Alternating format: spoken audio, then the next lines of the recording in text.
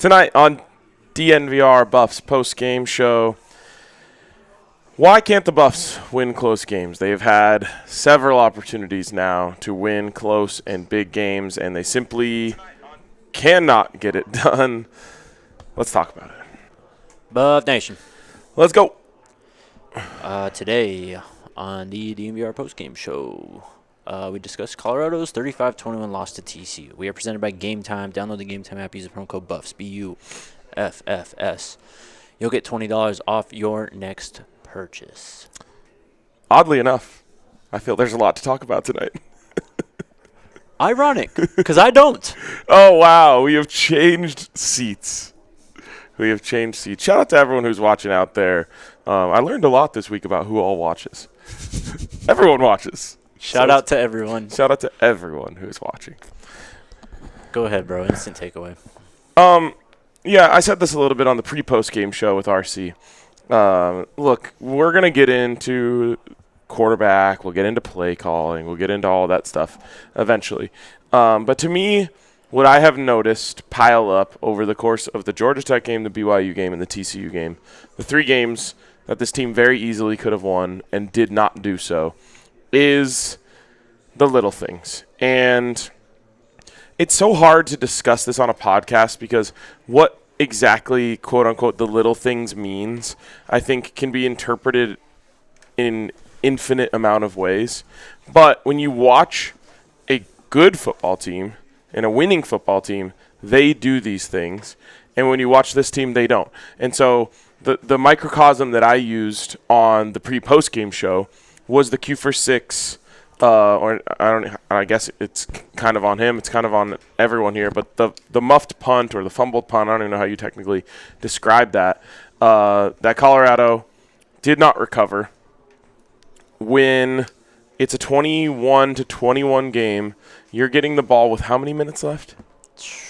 7, 8, yeah. And you have a chance to go win the football game. And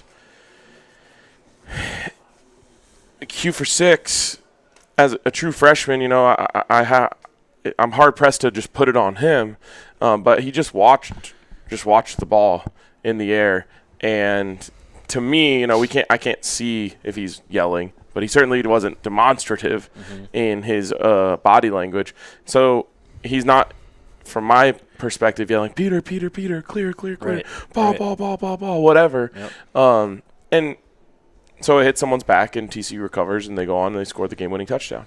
That is one of those things that just, like, you watch, like, Utah in their heyday, and just, like, that would just never happen to them. You watch these teams that are super well coached, super dialed in on the details, the ones that win close games late, you know, like we talked a lot about the Eagles because the Broncos play them this week. Like, those little mistakes don't happen to those teams. Right. And, again, I'm not necessarily blaming this game on that one moment. There's so many pieces that go into it.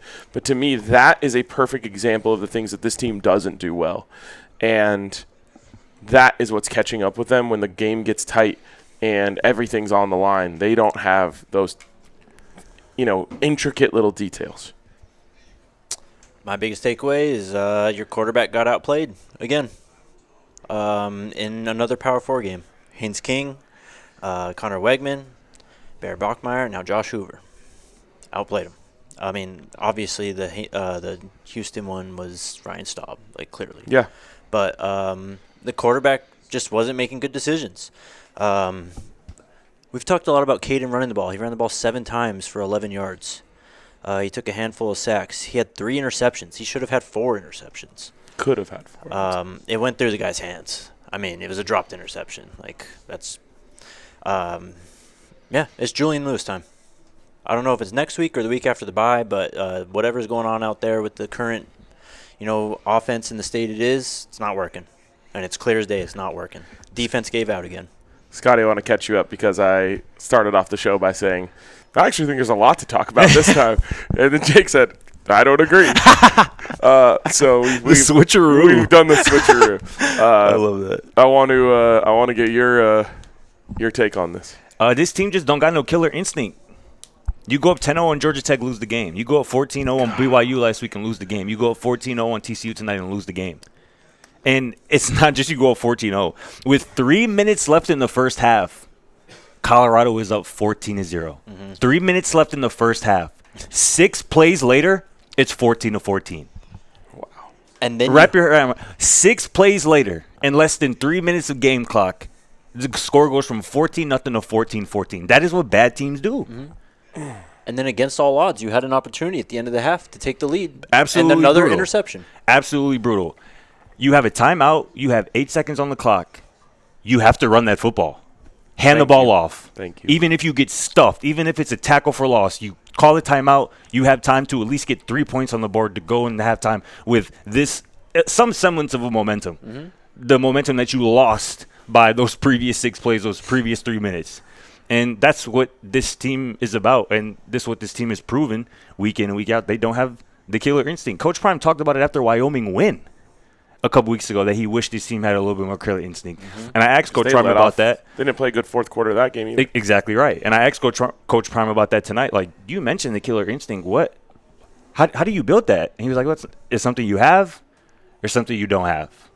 And he says it starts in practice, but it's got to be done in the game. It's got to be done out here. I don't think you can really show a killer instinct in the midst of this, Monday through Friday. Like, it's got to be on Saturday nights when the lights are on and millions of people are watching.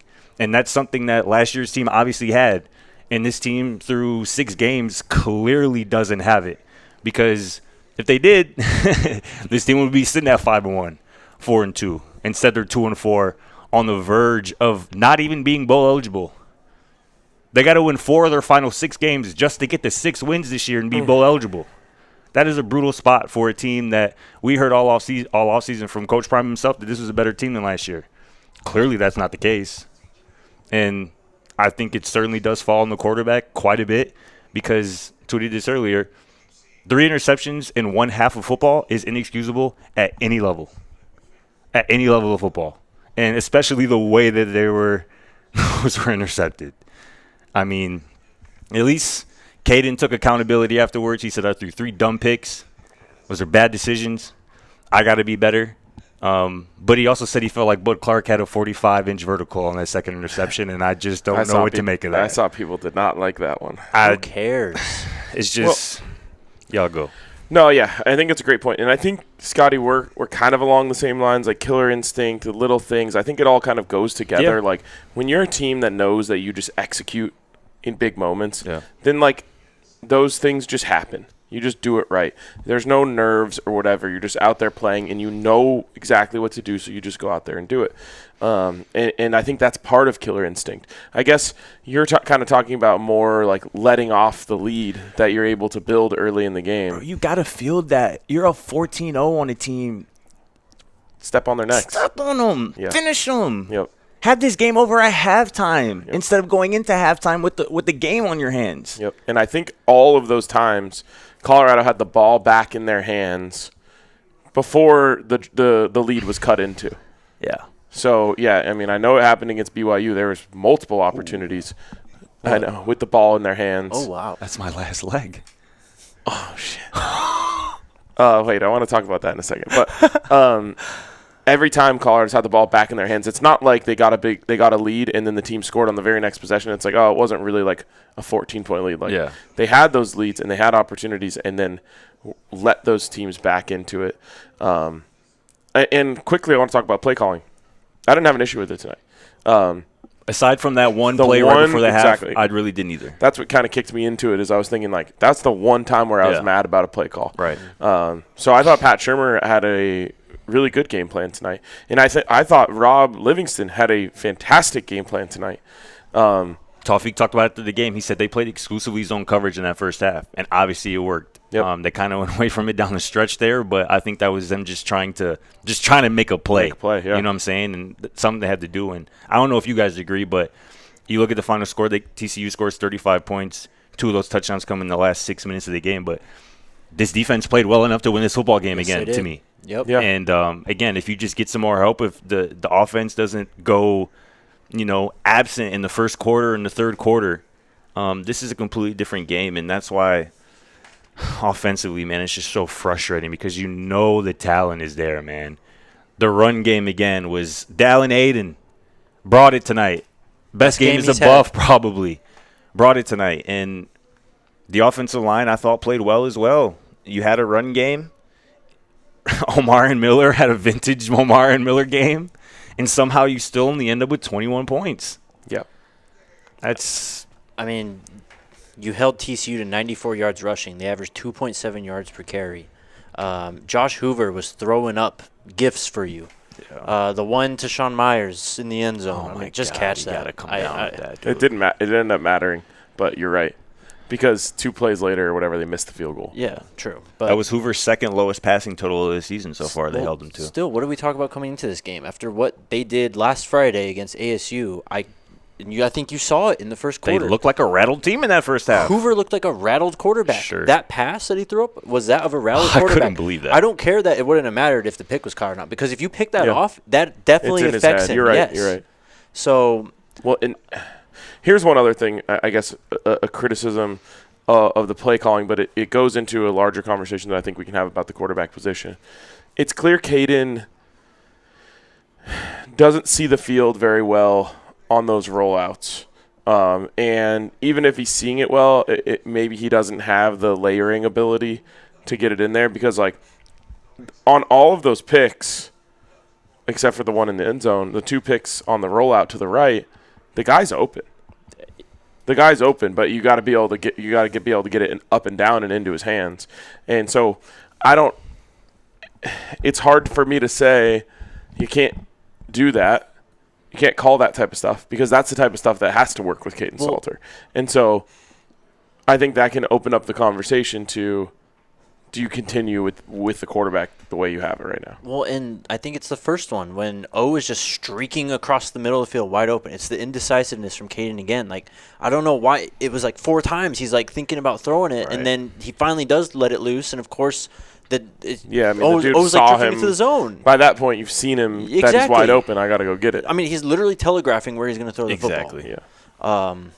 Yeah, I mean, and if he's only going to give you 11 yards rushing, I'm sorry. What's the point? I asked Caden about that after the game, too, because this is obviously Caden's season-low rushing total, 11 yards. And I was like, is that something TCU did defensively, or is that something you felt you just left opportunities out there on the field? And he basically said that it was a TCU adjustment. They watched him kind of get off the last couple of weeks running the football. The ends didn't crash as much as we've seen the last couple of weeks. And he was at least on the zone read part of things, he was given a lot of give looks as opposed to pull looks, but that doesn't really excuse his lack of scrambling, which has obviously been a weapon this season so far as well. I actually do have to give credit to the TCU coaching staff. I thought they had a good plan for containing him in the pocket. They did. And so it felt like every time he wanted to run, there wasn't really anywhere to go. So that one, there weren't a lot of opportunities except for maybe the first pick where I was like, just take off.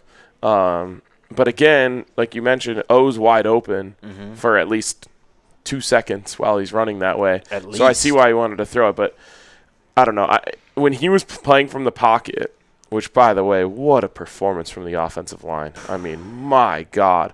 I didn't see a lot of running lanes that opened up for him to take off in those scenarios. So I wasn't too worried about that. But really quick, I want to – well, do we need to hit a break? Where are we, Alyssa? 14:40. Yeah, let's take a break. That's a good internal clock I got there. Well done. You must have done this once or twice before. Facts. Shout out to our friends over at Taco Bell. Met the Taco Bell homies again down there on the field today. They were turning this place up, man. They bring the vibes. Always. Every time. Pre-game, it was awesome meeting up with them. Always. I think we're unfortunately we can't get a Buffs box out here, but we might be in store for a Taco Bell trip. Yep. After the game. But if you are in Colorado, make sure you hit them up. Try out that new Cantina chicken menu.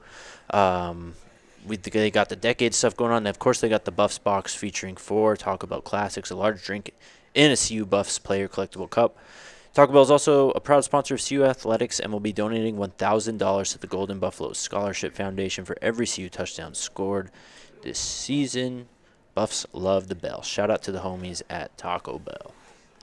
And my phone is frozen. Common Spirits. Shout out to our friends over at Common Spirit Health. Remember, athletes, weekend warriors, anyone who loves to move. For those experiencing a sports injury or chronic pain, the Common Spirit Mountain region is home to an incredible sports medicine program, including their new sports center, Common Spirit Health in Parker. The team full of qualified and passionate providers specializes in the diagnosis, treatment, and prevention of sports-related injuries for all athletes, including your Denver Broncos.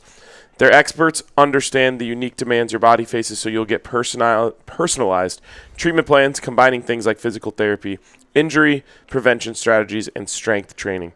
This isn't just about fixing what's broken, it's about preventative care as well. So don't let an injury keep you on the bench, or even better, be proactive about your health. For more information, visit mountain.commonspirit.org. Common Spirit Health, official healthcare partner of the Denver Broncos. As much as the indecisiveness from Caden was an issue tonight, his accuracy was an issue as well a few different times. One play that pops into my mind had JoJo Williams over the top. JoJo beat his defender, and if you just deliver an accurate pass, that's a huge explosive play, a touchdown, momentum-changing play. And Caden just kind of short arms it. JoJo could have exactly, and that's what you could say about too many of Caden's throws tonight. Just a little bit late. Yep. A second too late. A hitch too late. And that's the type of things that can lead to interceptions, can lead to tip passes, can lead to even drops sometimes. And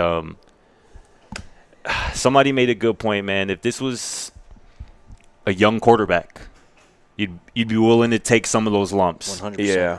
But a fifth-year senior quarterback who has played his 39th career college football game out there tonight, it didn't really look like he was the guy who was under control, seasoned, in control with the experience that we know he has. And that's disappointing because that was a big reason why he was brought here, right? To be a senior leader, lead a team full of seniors, a bunch of dudes on this team in their last year of eligibility, whether they're seniors or grad transfers and whatnot. And we just haven't really seen that. And the fact that the word leadership still gets talked about in week 6 is concerning. Yeah. I do want to give Salt credit. It wasn't all bad. He made some really good throws in this game. The one to Quentin Gibson was beautiful. He gave, on that crosser that they thought they were going to call pass interference for, but then they didn't. What? What you mean that was beautiful? That was like a dump off. That's like a screen. That's literally like that's a screen. Okay. I feel you. It's fine. He gave a great chance down here. Yes, no doubt. Exactly how I think you should be throwing passes. When you're putting it up there, huh? Anyone could do that. He had a great throw to the edge to convert a big third down for JoJo Williams. I'm just saying he made plays, and he has made plays throughout this season. And for all of the bad, again, tie game, got a chance to get the ball back and go do something they haven't done this year, which is go score a big touchdown. Of course, they don't get a chance to get the ball. To me, this loss is not all on Caden Salter. I think it's a accumulation of bad football IQ plays from the team. And that's not all the players. Some of it is the coaching staff. Like we talked about, the play call, 7 seconds on the clock down on the 1 yard or 2 yard line. This team is just not a winning football team right now. No. And I don't know. I can try to put it in a million words, but that is the problem. That is the problem. And they, my mentions are full of people saying this team sucks their ass, blah, blah, blah, blah. I actually don't think that's the truth. They've been in a game with Georgia Tech. They've been in a game with BYU, who remained undefeated last night. They were in this game. They were in this game with TCU. I have seen too many teams that had no shot against teams like that for me to say that this team's ass. They suck. They've got no shot. So they're going to continue to keep finding themselves in games. You said they got to win 4 out of 6? Yep. I'd be willing to bet they will be in at least 4 of the remaining 6 games. I would too. Give themselves a chance. I would too. They have to learn how to win. They have to learn to get over the hump and finish.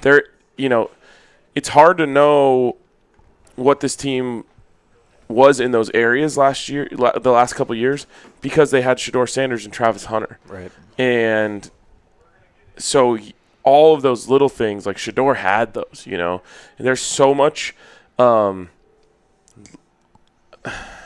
want to call it leadership, but it's really just like the whole team knows like that they got us. Yep. They got us. So like everyone plays with a little more confidence. When Shedeur Sanders gets the ball on the 2-yard line against CSU after a perfect punt to pin them deep, they've got to go score a touchdown and a 2-point conversion to tie the game. Yep. Everyone on the sideline believes he's going to go do that for sure. What'd he do? He went and did it. This team doesn't have that. They don't have the person that they can look at and say, he's got us. Mm-hmm. And a lot of times that is your quarterback. Sometimes for some teams it's their running back. For some teams it's a wide receiver that's just like, he's going to get open. We just got to get him the rock. Bro, the good teams, it's the quarterback, bro. Well, and I was going to say, you need it when you're competing at the highest level. You do need it to be your quarterback. Yep. And obviously they don't have that. Caden hasn't had that moment yet to give them that confidence, and so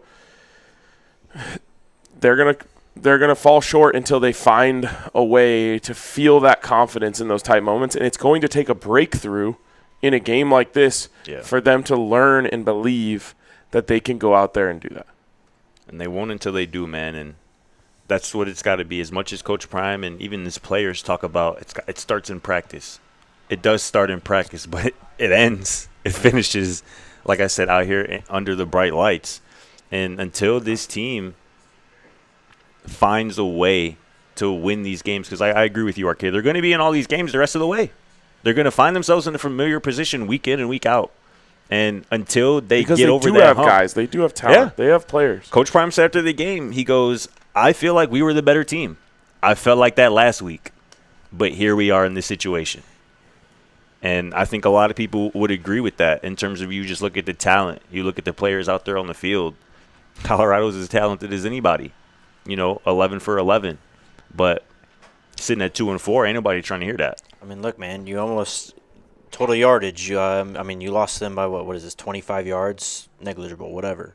You had fewer penalties. You had better third down conversion rate.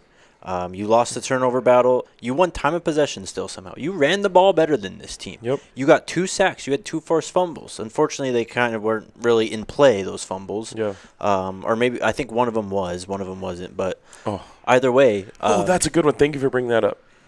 Talking about football IQ plays. Mm-hmm. There's a live football on the ground. We're doing sack dances. Dead ass, that happened. I don't remember that. But, it sounds believable. The thing is just this team has showed – I don't see a bad football team. I really don't. And I know you are what your record says you are and all that, but maybe it is the little things. But I honestly just think you need better quarterback play at this level. That's just what it comes down to. You had 3 interceptions. First pass of the game was an interception. He threw an interception on back-to-back attempts. His last throw against BYU was first throw tonight.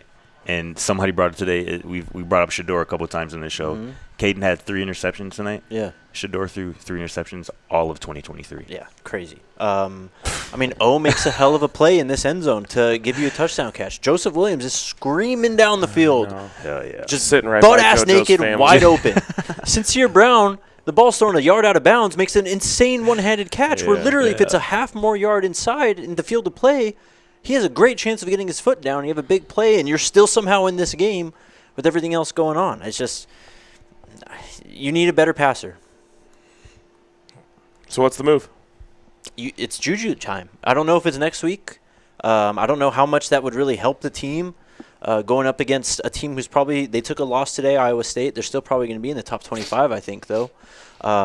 They're a good football team. Probably. And it's – you have this bye coming up. To me, that's when you make the transition. You prepare Julian through the bye week. You prepare him as the starter going into who is it? ASU?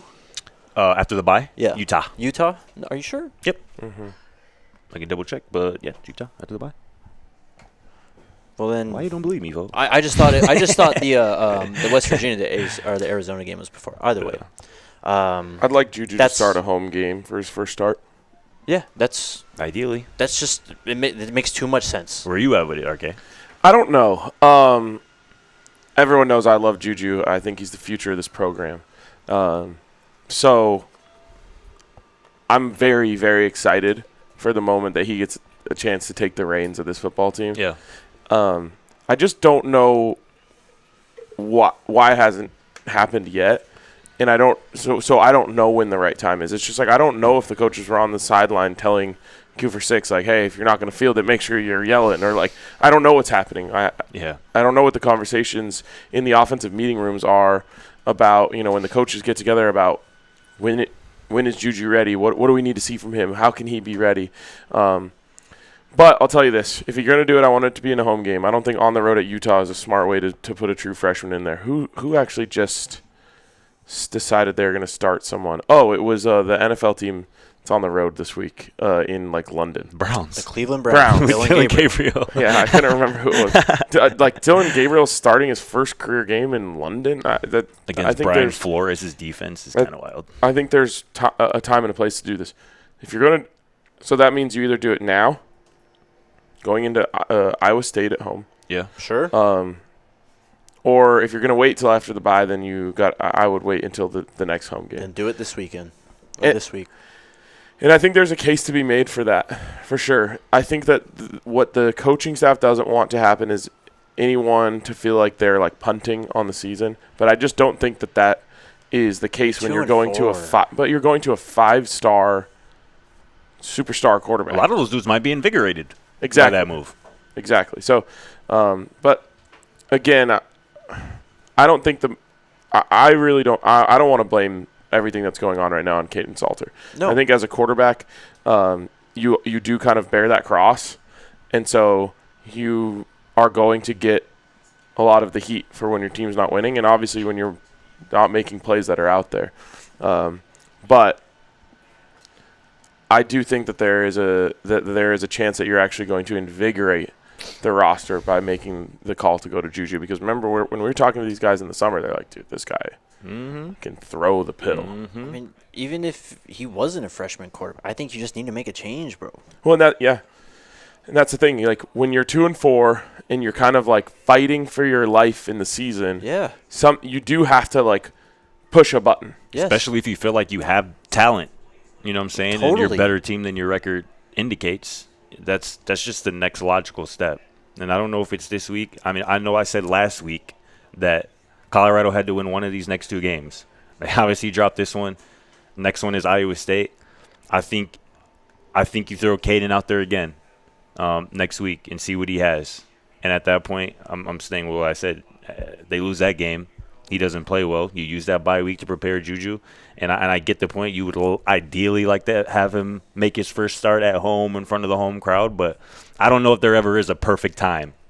The perfect time is right now. The perfect time is when you're needed. Yeah. And I think. And honestly, it could be good. It could be good for his first experience to be like, I never experienced this before. You know what I'm saying? And I personally believe that Juju is the type of young man who can overcome those type of circumstances, that isn't going to be phased or afraid from that type of environment or atmosphere. But you just want to control what you can control. Yeah, but you can't overprotect him at the same time. But so go this week. That's not overprotecting. I'm totally fine with that. He's certainly on board with that. 100% on board with that. Yeah, I would prefer that. I do not think that that's the right way to do it. And here's the other thing that I'll say about it. This is not a situation like the Cleveland Browns where it's like you're throwing that guy out to the dogs because that offensive line is dog water. This offensive line kicks ass. Yeah. And they can run the football. Bro, if you just have a quarterback who can complete some intermediate passes, who can just be consistent in placing the football and allowing his guys run after the catch opportunities, first down opportunities, can hit a deep shot every now and then. Right. You're going to open up the run game. You're going to, this already great offensive line, you're probably going to face less pressure if you're able to run in those situations. It's just going to help Julian even more. I'm sorry, it just makes too much sense, from a football standpoint. And what you're saying, too, that's why I'm not tripping about him potentially starting at Utah, is because he doesn't have to go in and be Superman and try to save the world, to save the team. Lean on the running game. Yes. Be efficient on third down. Hit a shot once a quarter. That is something he is more than capable of doing, even in his first career start on the road against a decent but very beatable Utah team. That's the main reason why I'm not tripping. He don't have to do everything. No. He don't got to be Superman, bro. No, not at all. Just don't turn the ball over and make a play when you need to, particularly on third down, and lean on the run game. He needs to throw the ball 25 times a game. He needs to, maybe complete 65% of his passes. I feel like that might be a little bit optimistic for a true freshman. I'll say 60. If he gives you 200 yards and like a couple touchdowns, I'll live with a pick here and there, and you're running the ball for at least 126 yards a game, averaging, I mean, this is probably at least yards per carry per game this year? Probably. 3.6. Mostly hurt by Caden, though. And I mean, truly, of the sack of yardage, course. but- And then also, I mean, you had some really big runs. First run of the game, Micah Welsh goes off for 15 yards. Dallin Hayden damn near broke one. He did. At the end of the first half. Yep. And he was running really well. So it just makes too much sense. And if it doesn't happen, then it's just. Yeah, I will say, though, we just talked about how the looks that TCU was giving were give looks. You're right. That exists because of Caden Caden's legs. Salton. That's So very much true. I just want to keep that in mind. Like, it's not a one-for-one thing where just the running game will be the exact same as it was. That's a good point. That's not to say that this team can't run the ball. Like I said, the offensive line is the strength of this team. I told Jake before the show starts, I think if you gave this offensive line to Shedeur Sanders last year, they go 12-0 in the regular season. I do too, man. I do too. I'm baffled watching Caden just sitting back there patting the ball. Like, I'm like, oh my God, bro, he has so much time. This is unbelievable. Yeah. And they made some big plays down the field off of that. But yeah, like I'm that excites me more than anything about putting Juju in there. Is like, man, if you can protect this kid, which they actually didn't do a very good job of with the time he was out there for whatever it was, They gave 8 him plays. 5 plays. Yeah, though. I know. I'm just saying, like, he's going to be able to find open receivers and get the ball to them. Yes. And I'm excited to see that whenever it happens. And again, Totally. I agree with you, Scotty. Like, I'm not worried about Juju when it comes to if you were to start him at Utah. Yeah. It's just not the convention. It goes against conventional wisdom. A lot goes against conventional wisdom with this football team, but I hear you for sure. Yeah. All right, let's take our next break.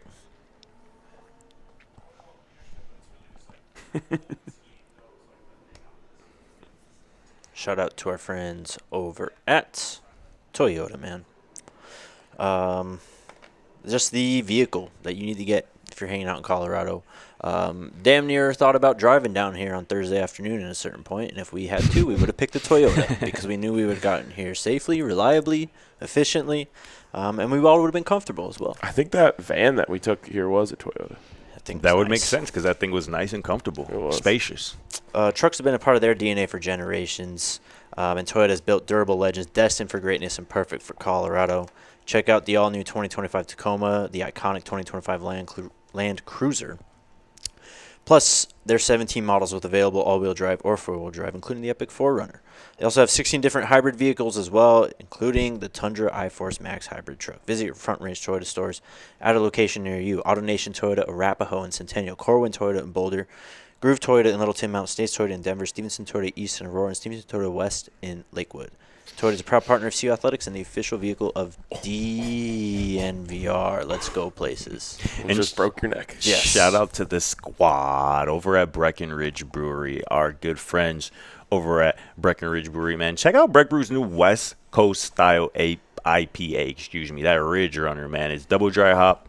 It's inspired by the untamed beauty of Colorado's trails, and it just creates notes of that bright citrus and pine. Y'all already know we love our Breck beers here at DNVR. Y'all know that I'm a fun slinger guy.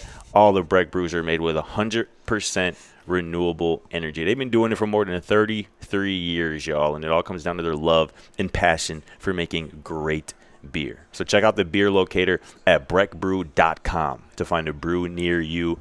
And shout out to the squad over at Breckenridge Brewery, man. Real quick, someone asked where Neely was. Neely is traveling with the team. I was going to say a this couple weekend. housekeeping notes. Yes. When Neely travels with the team, which he has been this season, which is awesome for him, honestly, they got to leave right after the game. Yes. So he's not going to be able to be on postgame with us. Obviously, it was awesome when we all just hopped on the bus and started the postgame, but Right. we don't have that this year. Another housekeeping note. Shout out to Erica, her sister, everyone who invited RC and I to come with them today. We had an absolute blast with them, went to their tailgate. They had homemade empanadas. Oh, my God, bro. It was so good. They were so good. They brought us to the stadium with them. We had a blast. We had a whole crew of 8 people. Shout out to the Buffs fans in the stadium. Could you guys hear like the "Sco Buffs" chants going on? I guess it's hard from a glass press box. But like we were over here in whatever section that was, 231, like loud Buffs chants, loud like defense chants on third downs. Buff Nation, I thought, showed out today. Obviously, shout out to everyone that we run into around town throughout the week, showing us the love. Yeah. It was extra needed this week, so I appreciate you guys for saying that, all of the nice things that you guys always say to us. And then last one, shout out to all the players' parents that we see. Yes, it's so cool. It's amazing. I ran into Carter Stoutmeyer's aunt. Oh, okay, yeah. Auntie on the way over here. Nice. She was so nice, so gracious. Like everyone that we get to talk to, and that's just naming one because it was the very last interaction that I had. But we love talking to you guys, and again, it means a lot when you guys say nice things about us. Absolutely. Shout out to all the players' parents, man. Y'all are just great. For sure. We met Zach Atkins' parents right before the game, and they were awesome, man. They raised the hell of a kid, and I see why he turned out to be such a great young man. Yeah.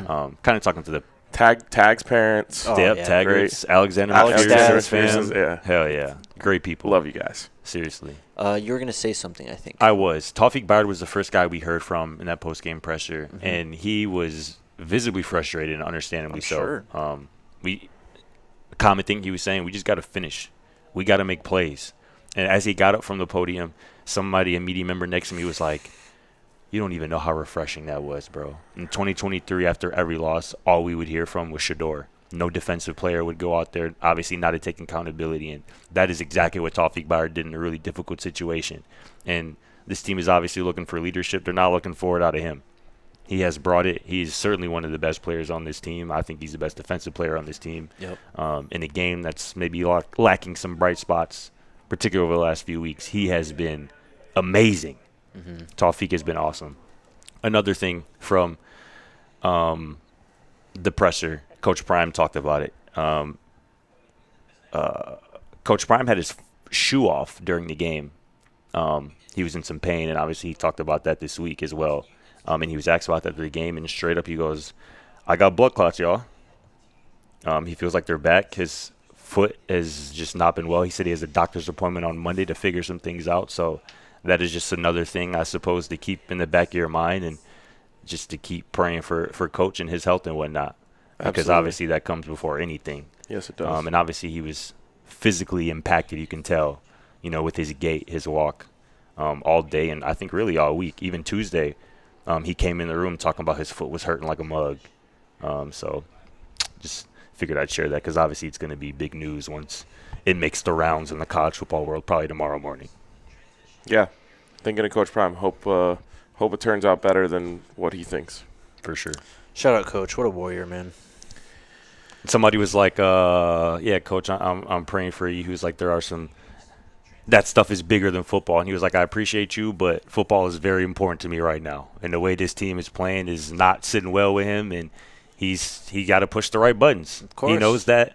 He's got to make changes, adjustments, whether that's personnel, whether that's scheme. Things got to change when you're 2-4 through 6 weeks, when you have a roster, a coaching staff that is much better than a 2-4 record. Yeah, I mean, he's the head man, Yeah. obviously. I mean, a lot of it falls on him. I'm sure he'd be the first to tell you he's got to be better. Yep. Clearly, I just hope people don't, try and say, oh, no, he's going to use his health for just – They will. Don't do that.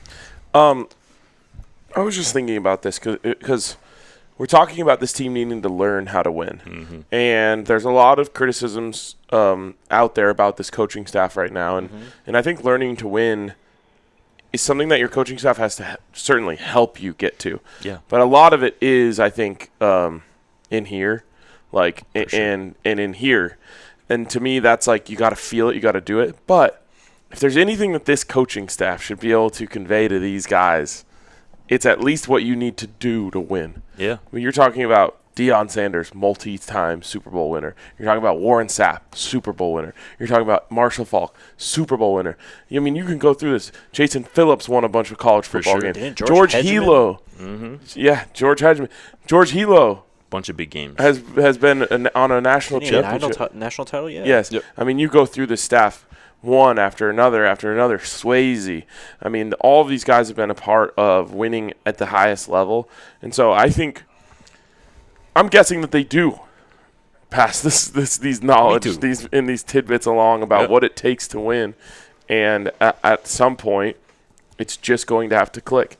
And I think it's one of the hardest things in football. Last year makes this really complicated because last year is now, unfortunately, looking like an outlier. But it's weird in the transfer portal era because when we're talking about, in 2023, it's like, hey, this team just has to get over the hump because we know that there's a next thing waiting. It was the next year. Yep. We knew that Schnorr and Travis and a lot of the core of that football team was going to be there in the next year.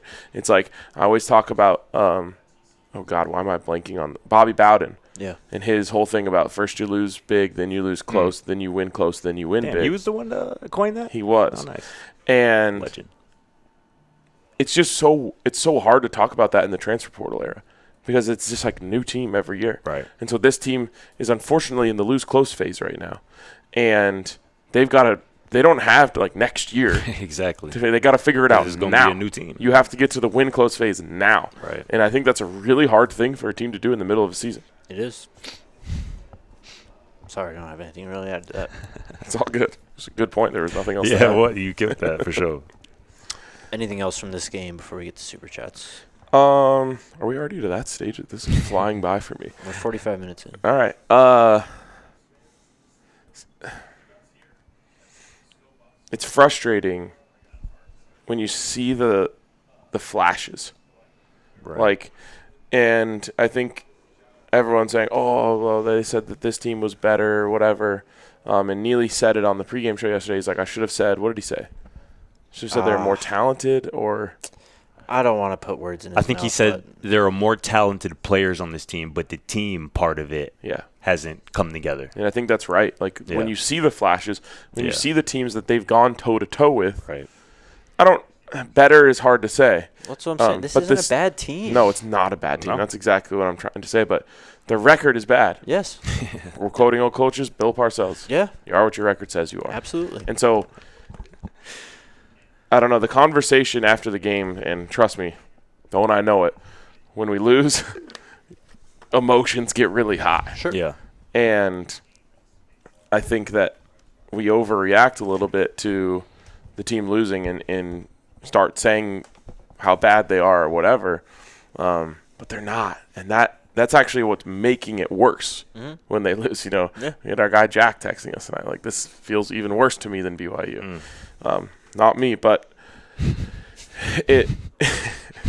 it's I don't know. It's just hard. It's hard to watch when you feel like they can win and they lose. Like I've done a million of these road trips where you just go there and you're like, the tailgate is the game For sure. We just got to win the tailgate and then go watch some football. Yep. It's not like that with this team. I believe in them during the game. I believe in them before the game. They show during the game they have what it takes. Yeah.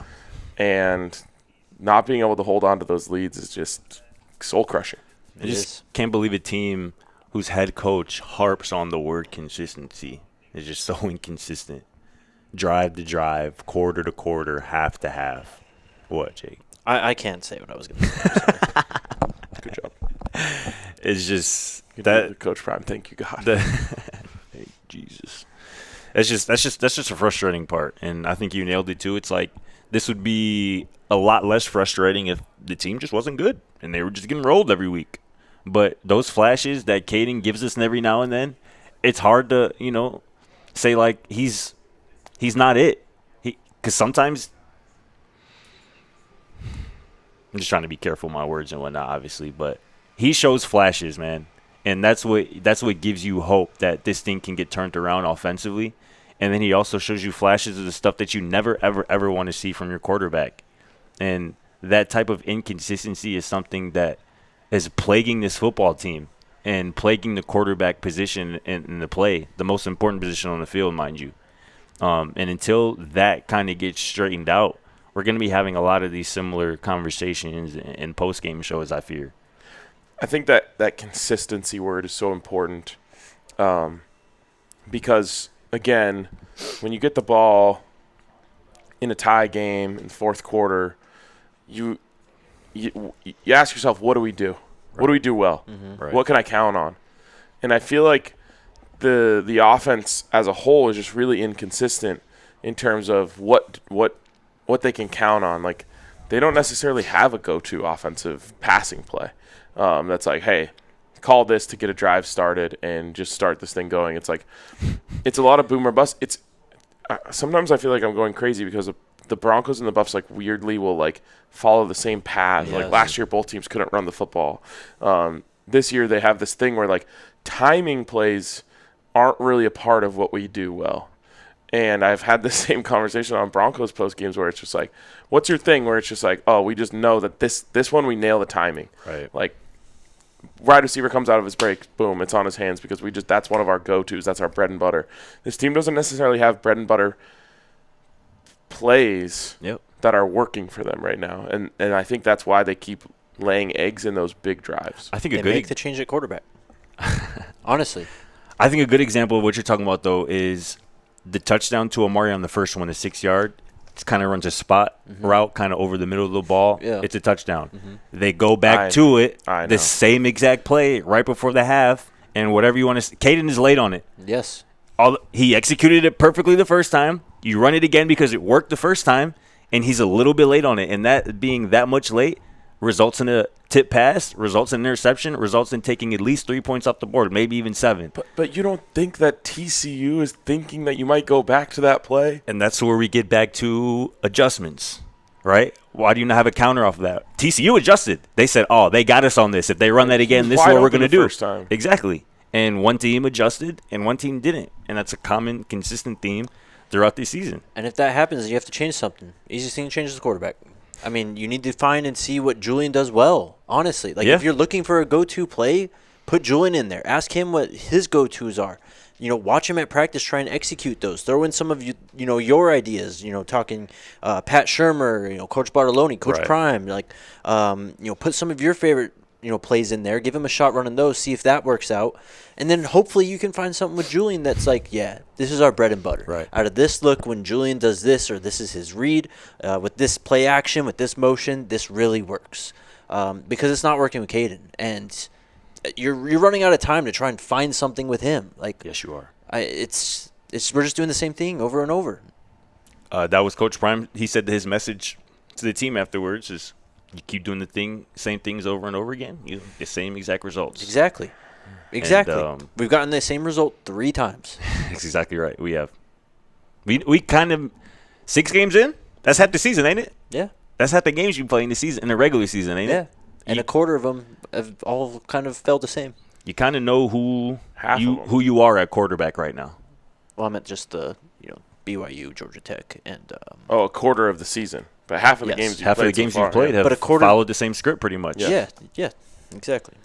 I forgot that they went up 10-0 on Georgia Tech. Yep. I mean, again, it's the same game. It could have been 23, 24. Yeah. Yeah. And that's why it's just like, that happens week 1. It's week 1, bro. It's Caden's first game, and this is all right. But when it's starting to happen against BYU, that's when you got to call on, all right, we already let this happen once. Let's not do it again. It happens again. When it's falling apart, getting away from you tonight against TCU, you got to be able to say, somebody has to be able to say, all right, this has happened to us twice. Yeah. For this reason or these reasons. We cannot let it happen again. And that's just one of the many frustrating parts about this team in this season so far. The hell? Oh, they just get a pick? Did Duke just get a pick? Bro, I'm 99% sure the lawnmower almost just crashed. Why you say that? Oh, that's what they were yelling. The people in the cart. No, he was about to crash into the people in the cart. That's what I'm saying. I think they were the ones yelling. They were the ones. Bro, zoned out. Let's go.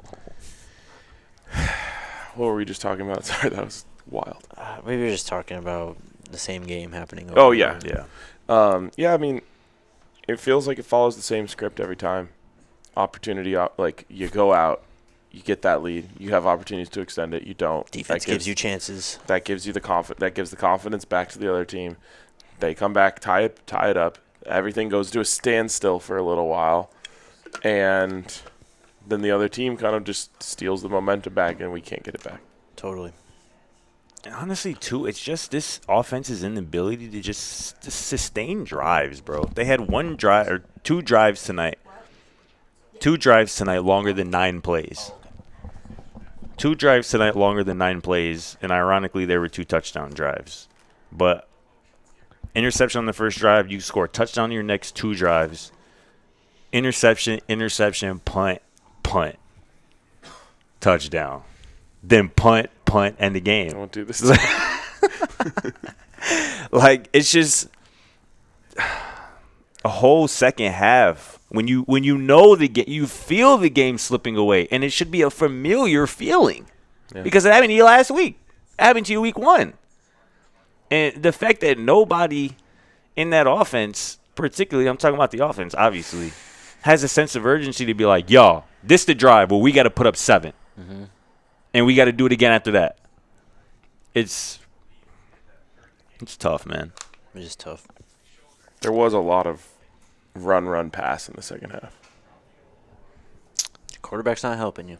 Well, and actually we had that, RC and I had the conversation at halftime, like, this might be the time to go to Juju. Yes. Only because, well, not only, but especially because Caden is not going to be able to play with his full confidence.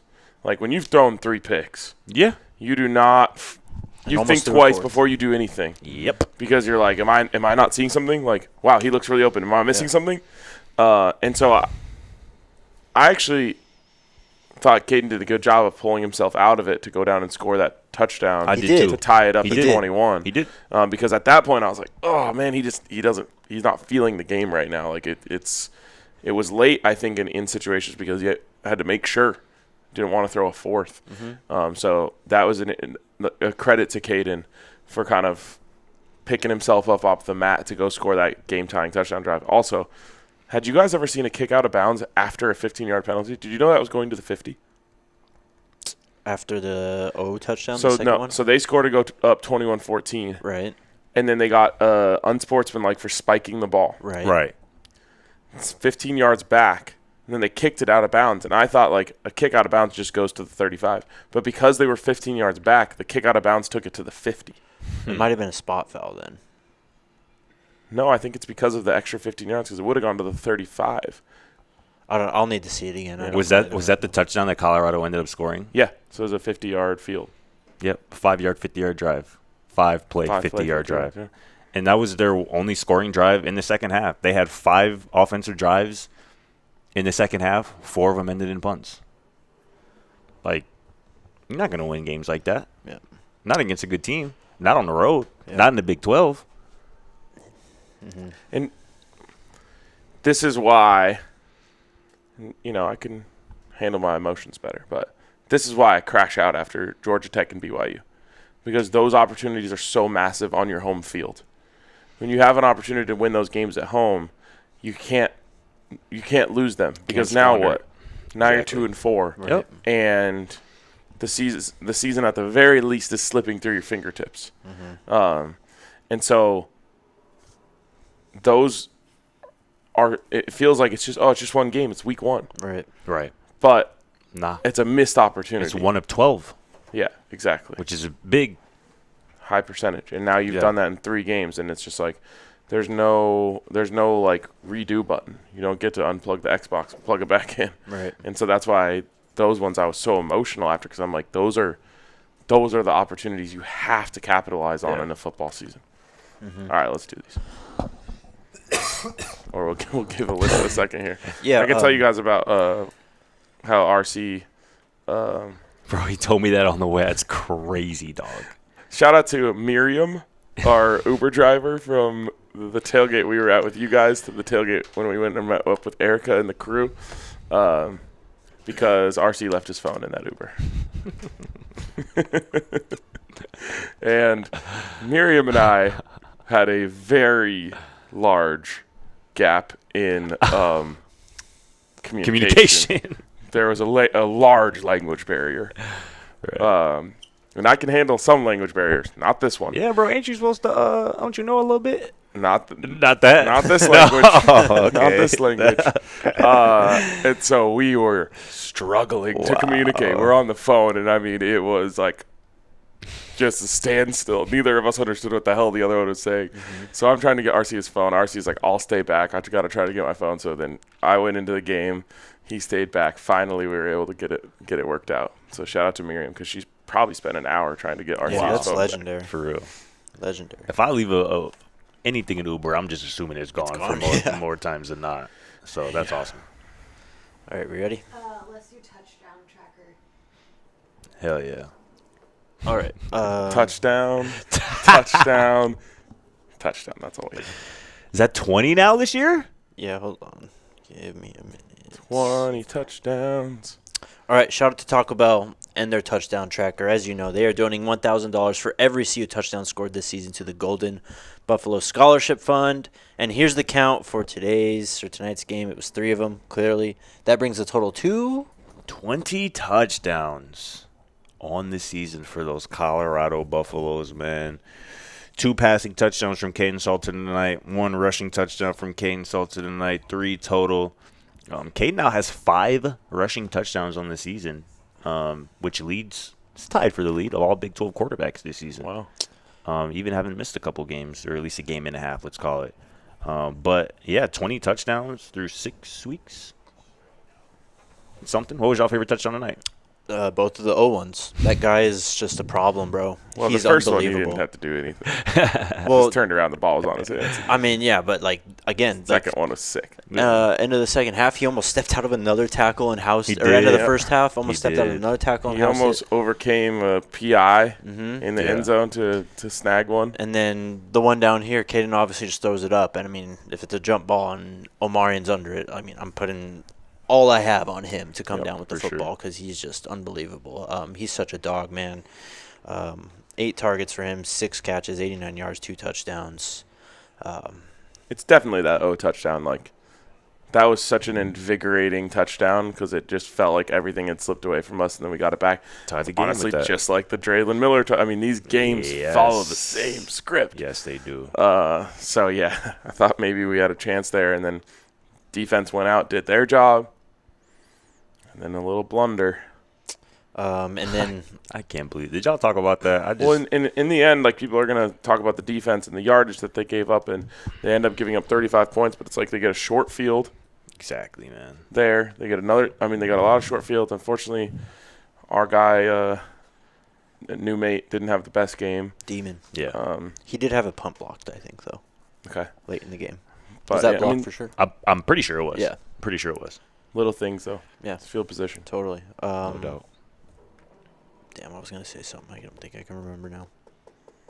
Oh, that play towards the end of the first half, it was like third and 10.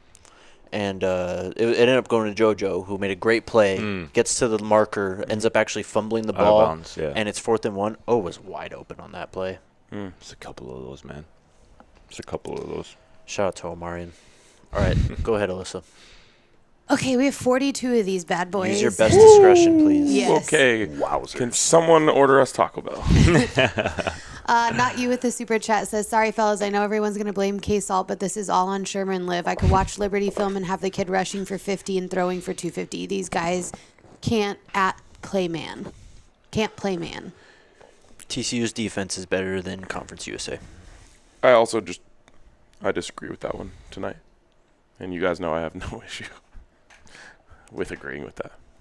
Matt Goldstein with the super chat says, we are 1-7 in our last 8 games versus FBS teams. Yeah. I think that's maybe you're right. Well, they've played 4 FBS teams this year, correct? They lost the BYU in the Allen Bowl. That's 5. Beat Oklahoma State, beat Utah. Yeah, sorry.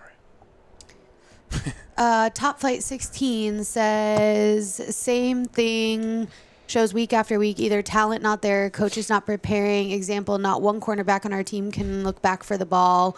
We run man and key third down, no pressure. Wait, I think wasn't Kansas after Utah? I think it was. So that's So right, bro. Kansas, Oklahoma State. BYU. BYU. I think that's right. Tech Geek says Juju needs to start the rest of the season. Juju is the future, and you need to develop him now. Best way to get experience for a young quarterback is putting him in the game. Coach Prime knows that Live bullets. because he said it on New Talked Heights. about it with Shador, yeah. Said it on New Heights. I never sat on the bench. I learned I nothing. learned a lot today. You talked about this. I know we talked about this at length tonight, but I do want to bring up a point that you made the other day, which I think is important. The more opportunities that you get him this year, the less, for lack of a better term, excuses that there are that you have for next year. Mm-hmm. Like, you don't get to say, well, this is just his second ever start. Right. You can go into next year saying he's got 6 under his belt. Mm-hmm. Exactly. And I think that's big. Oh, sorry. Hood Poppy says, why don't we always resort to cover 0 in the most crucial times? That's how we lost KSU. It's lazy defensive play calling. Mix it up. Are we talking about the very last touchdown? I have nothing to add to that. Okay. Kev 216 MLB Hang says, in there. We got 20 more minutes. sorry, fellas, secondary and QB sucks. Ed with the super chat says, 700 for K-Salt is crazy. We should have paid Nakai Hill Green. How do you know that number? I Yeah, don't even know that's that crazy. Specific ass number. Thank you, though. HTX Nate says, Prime got to make changes. Need some new corners minus DJ and a quarterback change. Also, prayers to Coach Prime. He didn't look well tonight health-wise. Thinking of him. Thank you for the super chat. Joe with the super chat says, it looks like Salter's drop-off last year was not a fluke. He is a good young man and should have fixed mechanics and decision-making 2 years ago. Probably should have left a year earlier. No comment. Mechanics are a problem. Ike with the super chat says, by the way, guys, Salters is not a running quarterback at this level. Thank you for Thank the you for the super super chat. chat. NBJ says, we have to use the rest of this year to let Juju take his mental learning curve in-game. Get experience for next year. Facts. Definitely a thing that you can hang your hat on the rest of this year. DDT says, time to play Juju. Get him ready for next year. This season is over. Thank you for the super chat. Thank you for the super NB chat. I don't think the season's over. Yeah, I mean, okay, real quick here. Like, yes, the goal of going to the CFP and winning the Big 12 is probably not going to happen. It's A bowl game is still in front of you, and there's still a lot of players that playing time really matters for on this football team. You saw London Merritt make a big play. Quentin Gibson obviously made some mistakes tonight. He just needs, again, live reps are the best way to learn.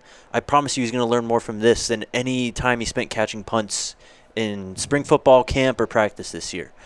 This one's going to resonate more. So, also, you got to recruit, man. You got to keep winning football games and going out there and competing. You can't just lay an egg and lay down. Like, not in college football anymore. You can't do that. No, and this was a conversation in our group chat tonight, but like making a bowl game means something. Yes. You do have to win 4 out of 6. It's gonna be a struggle, but you got to start with 1. Mm-hmm. Got Iowa State next week.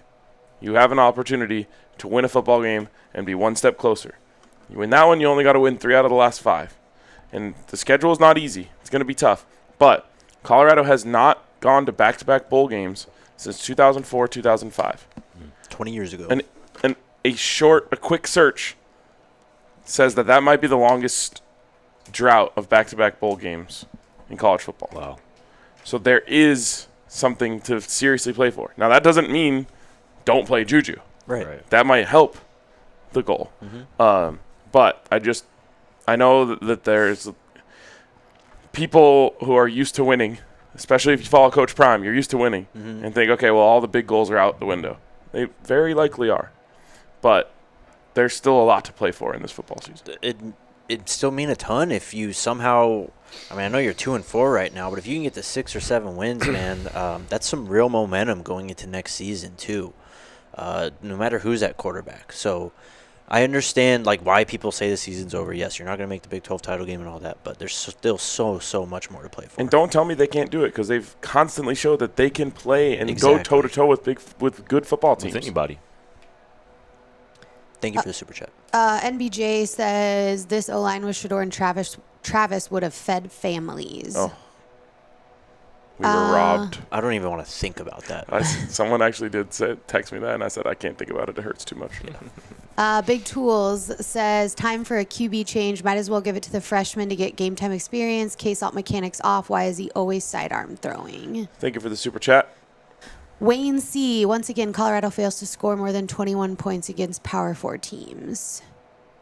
Tech Geek with the super chat. RG3 called out K-Salt issues on national television. Thank you for the super chat. Mark, 15-16 record at CU. When do we hold CP accountable? Took over the worst program in college football when he got it. 1-11. Do I need to break up my crayons to answer this question at this point? Come on, man. What are we talking about? I don't know what that means, but Appreciate the super I'll draw a chat. picture. That's what it means. You took over a 1-11 team that was losing games by an average of 28.5 points per game. There's still work to be done. But also, this is a transition year. It's not like, let's not pretend like last year just didn't happen. Right. Chuck Jackson says, play Juju, it's time, especially if they don't want to ruin next year. Players will hit the portal, yet let the young boys develop before they leave. Cedric Phillips says, Prime has terrible coaching staff. You have to coach yourself to a win. Prime has also made horrible coaching decision. He's to blame as the leader. Garrett, with the $20 super chat, said, CU missed the portal. QB, LB, and CB. They also lost key impact players. That's on CU's weak fundraising, which, like parts of the staff, needs serious accountability. Fans must keep pressure on for real change. Thank you for the super chat. Cedric Phillips, the recruiting was also horrible via linebackers and secondary. Prime's a good guy, but not NG coach. Careful. Not good coach. I don't know. Has its criticism. Coaches are failing this team. Mountain Aesthetic says, hard to learn to win with the roster turnover nowadays. Yeah, 100%. I think it's a huge underrated thing. It's why you just see random swings of teams going from good to bad, bad to good. I'd argue. Sorry. Go ahead. I was going to say, I'd argue that's why it's even more important to get Julian playing time. Because continuity. Yeah, exactly. Yeah. Just that continuity, a little bit of comfort factor, and just being able to say, I've kind of been there and done that. So when new guys come in, you're kind of the guy already, and this leadership thing it doesn't even start in terms of being an issue. You know what I mean? Just because Julian's kind of solidified at that point. Agreed. Josh Hutchins says, Juju played one game, play him 3 more in red shirts. Sure. But red Someone shirt. said stop saying, or is on us for saying thank you for the super chat. If you're just venting, Right. we're just going to let you vent. If you have a question, we'll answer it. Right. Yes. We've talked about all of this stuff already tonight. Yeah, exactly. Don Peasy with the super chat says, I'm not trying to take any future money out of a man's pockets, but considering Salter seems like a miss, the Juju era needs to start sooner than later. Appreciate you, Peasy. Aloha Buff says, we're 2-4 with a good offensive line and also have the ability to run the ball. Seems like a good place to be if you're starting a true freshman quarterback. Shout out, Dean. Appreciate you, I bro. mean, we talk like that's like the Dak rookie season formula. Yep. Hand the ball off to Zeke and get protection in the back there when you need to throw it. Next one from Christopher Alvarez says, coasting wasn't the problem this game. Plain and simple, it was K-Sol, anti-clutch, Prime, and Shermer. Stop trusting him to throw the ball. Thank you. Not you. RG3 said he can't layer it because he's trying to be fancy and throw with the sidearm. I'm not a quarterback coach, man. I can't tell you what he's doing wrong or right, but it don't look right out there. Well, I'm not either. But I feel like it would be harder to layer a throw from a lower throwing angle. You have to get it higher. Like if you're up here, then it's like shooting a basketball. It's like touch. Sorry, I'm trying to read ahead on some of these so I can screen them a little bit. Dontavius West says, is it Juju time yet? Thank you. Big Tools with the super chat says, what's up, fellas? Thanks for keeping the vibes high. I never thought I'd see the day a Deion Sanders team with subpar DB play. Man, this season is tough. Very tough. I think Christopher Alvarez, this one came through twice, but it's still the same. Coaching wasn't a problem. Thank you. Thank you. Nachu says, Dontavius, in the words of Coach Prime, Juju ain't learning nothing on the bench. Thank you. Chuck Jackson with a super chat says both TDs at the end of the half came on 10. He needs to sit. Got to play the guys you have. Yeah. Joe with a super chat says, what is the probability that eligibility gets to year 5 with red shirt Talking about without Julian? red shirting? Feel bad for Salter, but time to play Juju. Thank you for the super chat. I've been saying that about Juju's red shirt, too. Like, I don't think Juju is a 5-year college player. So I'm not worried about his red shirt. Who cares? I mean, honestly. I think that he's going to be out of here in 4 or less to the league. More power to him. Hope that's the case. Yeah. Mountain Aesthetics says, attention to detail. After the review, we decided to punt the ball and had someone run on late. The protection wasn't able to slide correctly, and it forces pressure / a bad kick. P is our best player. Crazy. Shout out Demon Graves. Yeah. Appreciate the super chat. A couple people in the comments did say they didn't think that was blocked based off of the TV angle. But I couldn't see. All right, I'll tell you right now. I was actually standing in the end zone when that happened because it was freezing in the press box. That punt was blocked. Okay. I'll take your word for it. Chris Boomer with the $50 super chat says, appreciate you boys. Tough one. What's the definition of insanity? Something has to change. No time to wait in this era. Who sent that? Chris Boomer. Shout out, Chris. Appreciate you, bro. dog. Like a button has to be pressed. I don't know what it's going to be, but you got to press a button at this point. One Mike says, Salter doesn't seem fast at the Power 4 level, in my opinion. I don't recall him outrunning anyone so far. Do you guys feel the same? I mean, Haynes King, I don't know if he's outrunning anyone. I don't know if Connor Wegman's necessarily outrunning anyone. He's made some big plays with his feet. Sure, but it's like speed isn't everything when it comes to dual threat. Yeah. I mean, he was getting out of the pocket. Like, he gets the edge getting out of the pocket very well. That's how you end up in those, rolling right throws. I think his running is fine. It's Yeah. the rest of the parts of his game that just need some more consistency. Chat strongly agreeing with you about the pump being blocked. Disagreeing, I should say. All right.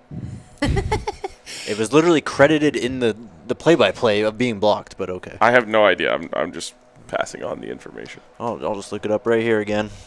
Gentra Jackson with the super chat says, I Such feel a sorry for semantics. Sincere Brown. It's his last year and he hasn't been involved enough. No fault of his. And the best QB play has been subpar. He may feel he wasted his time coming here. Thank you for the super chat.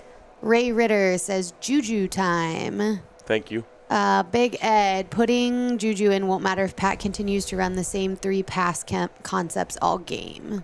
Thank you.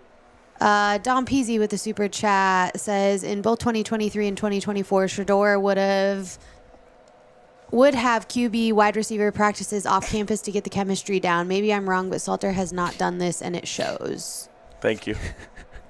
Gentra again with the super chat says, CU needs to come to Jesus in coaching players and recruiting. Do a better job vetting and landing top talent. If money is an issue, figure it out and bind it. I mean, that's on the fan base. Like, they can't just make money grow on trees. People got to step up. And by the way, there's a lot of people that are on the high end of this who are stepping up. They're doing what they can. Yeah, right. We need more. We need more volume of donors, not more money from the donors that we have. Yeah. We need a higher volume of big-time donors. Jay Beeman with a super chat says, the people in the chat saying Prime needs to go are out of their mind. We were irrelevant since 2016 before Prime. There's no way people are saying that. I might have been wrong. Okay. Whatever. It's fine. My fault, chat. Apologies. Accountability. There's no way you guys are saying Prime has to go. If you're saying Prime has to go, take a lap, please. Another super chat from Jay Beeman says, BDS, Q for 6, McPherson, London, Mantrez, Micah. That's why I keep watching. I personally would love to see Juju because it gives him the opportunity to learn while being behind a good O-line. Thank you for the super chat. Shout out to London Merritt. I thought he especially balled He tonight. played as really well tonight. I thought he had a sack last week, but he wasn't officially credited with one. He officially got a sack tonight, which Let's is go. officially his first career sack. And that was first of many. In the timing of the game, it moment, was a big Yeah, sack. for sure. Shout out to him. Don Peasy with another super chat says, Peasy. still best pod on YouTube. That said, product on the field every week reminds me why Shador's jersey is retired. Make it stop. Pray for Prime's health. Squad. Shout out to you, Peasy, man. Great comment. Anthony with the super chat says, can you all ask CP why he didn't save the timeouts for after the 2-minute warning? Basic clock management fail yet again. End of the half not running on first and goal with 1 timeout is INT on Shermer. Same play call. Yeah, the end of the half sequence was brutal. It was disastrous. It was. I'd have to go back and look at the timeout sequence, but obviously you want to use the timeouts to maximize the amount of time you can have on the clock when you get the ball back. Right. Like, you do have the 2-minute warning as a fail-safe. Right. But the goal is to stop them. So if they did that, then they would have got the ball back with more time. Last one from your guy. I'm Heaven's Demon. Someone hug Jake. I see you, Jake. I got you. Look, honestly, I'm fine. I'm just, again, it's just like, Frustrated. it's just, I've watched the same game again. Like, Yeah. again, I said after Georgia Tech, I thought Julian should get playing time against Delaware. He gets 5 plays, and then we do the stop thing, and then it's like, oh, you're right. So, all right, bro. Okay, last one here. One Mike says, maybe I should have said he doesn't seem as elusive at this level. I've seen Haynes King make people miss. Anyway, thanks, gents. Appreciate you. Thank Mike. you. Sorry, 2 last ones here that just stuck in. Anthony with another super Don't chat super chat anymore. said, what was the biggest coaching failure of the night? Feels like bait. That is 100% bait. I think it's just the sequence right before the half where Yeah. you should just run the football once and see if you can punch it in. A running football team behind a really good offensive line, even if you get stuffed, you call a timeout and you kick a field goal. I'd like to go Wildcat there. Love that too. Well, By the way, right before the Wildcat throw play, I called that they were going to do that. Yeah. And it would have been so sick if it worked. Because Yeah, it RC would've. was like recording, and I was like, hand it off to Kate and let him throw it. And that somehow went for a touchdown. Yeah. Could have been viral. Draylen did not. I mean, his stats weren't great tonight. I think that's why you didn't see more of the Wildcat. I think they kind of keyed on that a bit. They ran it, the true Wildcat, once, I think. And then they ran the play to Caden. I think. I mean, either way, Draylen wasn't running the ball well tonight. So Last one, just a $1.99 super chat from Remotely Blessed. Thank you. thank you. And with that, Yeah, hurry. We're out of here. Chat, we'll be back on Monday again. We'll do a short takeaway show. And then, yeah, we're just right back into it. On Tuesday, we'll be live from the DNVR bar. Take care of each other. Be kind. We love y'all. Appreciate everyone. And we'll see you then. Let's go, Buffs. let's go Buffs. We all silly like the mayor.